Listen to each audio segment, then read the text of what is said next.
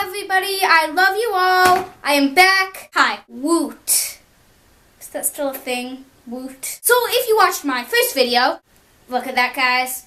If you haven't, you will know that I'm making these vlogs for a school project. And in making them for a school project, I had more restrictions than I probably would have if I had just made them because I felt like it. And yeah. And one of the biggest issues that I've had is internet privacy. As in, how much of myself is it safe to share over the internet where anybody can see it and all of that lovely stuff. So from the start, my school placed some restrictions on me. Obviously, I have to wear a mask. I can't fully show my face. And other stuff, like I can't say my last name. I can't say specifically where I live. A lot of that stuff is pretty straightforward, but some of it can be more complicated. Like, what are the actual chances of somebody actually doing anything with my face if I didn't have a mask on, if I was just putting it on the internet, like a lot of people do? You can go on YouTube, there's a lot of people doing it, and why does it matter if they do?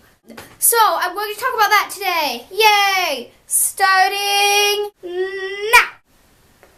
From my perspective, there are different levels of immersion on the internet. Like, basically everybody in my group, in the age provided that category of people, use the internet on a daily basis at this point. But some people spend all their time watching YouTube videos, and some people spend all their time on Tumblr and on Twitter, and some people on Facebook, and so on and so forth. And each of those levels is a channel for somebody to catch whatever you're putting out there. So in my case, I'm putting out YouTube videos, and other people might be making GIFs on Tumblr. Everywhere you go, somebody could catch whatever you're doing. And this is both a good thing and a bad thing. When I started this project, I wanted people to watch it, but I didn't really expect people to watch it.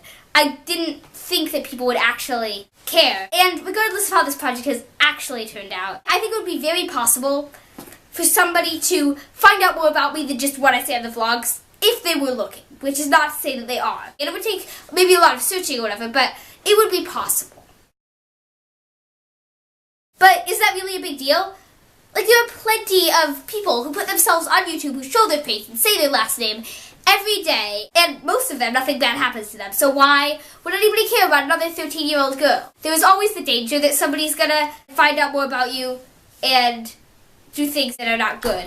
But how big of a danger is that, and how much does that danger affect your decisions? So that's one issue. People finding out personal information about me from my vlogs and other things I put on the internet.